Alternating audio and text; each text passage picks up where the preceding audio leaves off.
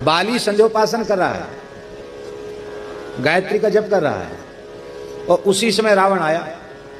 तो रावण उसको छल पूर्वक मारना चाहता था। वो तो अपने जप कर रहा था और वो पीछे से खड़ा था इस ताक में कि मौका देखकर इसको समुद्र में डुबाकर मार डालें। और बंदर की एक प्रकृति होती है, हम लोग सब वृंदावन में रहते हैं, बंदरों का तमाशा देखते रहते हैं। अयोध्या वृंदावन वाले सब बंदरों का तमाशा जानते हैं। बानर की एक प्रकृति होती है कि वो कई बार ऐसा अभिनय करता है कि जानता हुआ भी वो अनजान बन जाता है, देखता हुआ भी नहीं देखता। अब खाने की चीज डालो, ऐसे निकल लो, उधर पड़ी खाने, ऐसे निकल लो, ऐसा उदासीन हो जाएगा जैसे इसको कुछ पता ही नहीं, खबर ही नहीं। और नेक नजर आपकी चूकी तो बाली ने ये तो जान लिया था कि रावण आ गया और ये चाहता है, लेकिन और ज्यादा एकदम ऐसे हो गया बेखबर के, पता ही नहीं। और रावण ने आकर उसकी कमर में हाथ डाला। जैसे हाथ डाला तो झपट कर बाली ने अपने बाएं हाथ से उसकी गर्दन को दबा लिया जोर से, और एक ही झटका में इतनी जोर से गर्दन दबाई, उसके हाथ पांव ऐसे ऐसे छटपटाने लगे, ढीला हो गया और बढ़िया से कस लिया।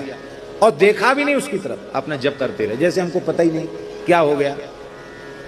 प्रातः संध्या के बाद फिर मध्याह्न संध्या में दूसरे समुद्र में चला गया, सायं संध्या पश्चिम समुद्र में की, और हजारों योजन की यात्रा करके अंत में किष्किंधा में आकर उतरा। और वाल्मीकि मूल में लिखा है महाराज जी, ऐसे अपनी कांख को ढीला किया, बांह कांख को, और जब रावण नीचे गिरा तो बोला कुतस्त्वमिति चाब्रवीत। क्या कहा? कुतस्त्वमिति चाब्रवीत। अरे तू कहां से आया? जैसे कोई चैंटा कीड़ा चढ़ जाए और वो उसको ऐसे पटक, ये कहां से आ गया? ऐसे ही कीड़े मकोड़े की तरह रावण को नीचे गिराकर बाली ने कहा, ये कहां से आ गए? ये जनावर कहां से आया? 10 मुंह वाला 20 हाथ वाला, ये कहां से आ गया?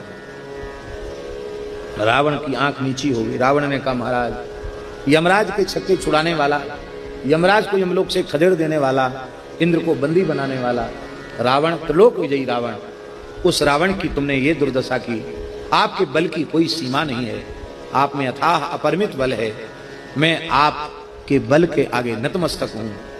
मैं पुलस्तवंशी ब्राह्मण हूं और ब्राह्मण को याचना का अधिकार है। मैं आपसे आपकी मित्रता का हाथ मांगता हूं। ठीक है, हमने तुमको अभय दान दिया। बाली ने उसको अभय कर दिया।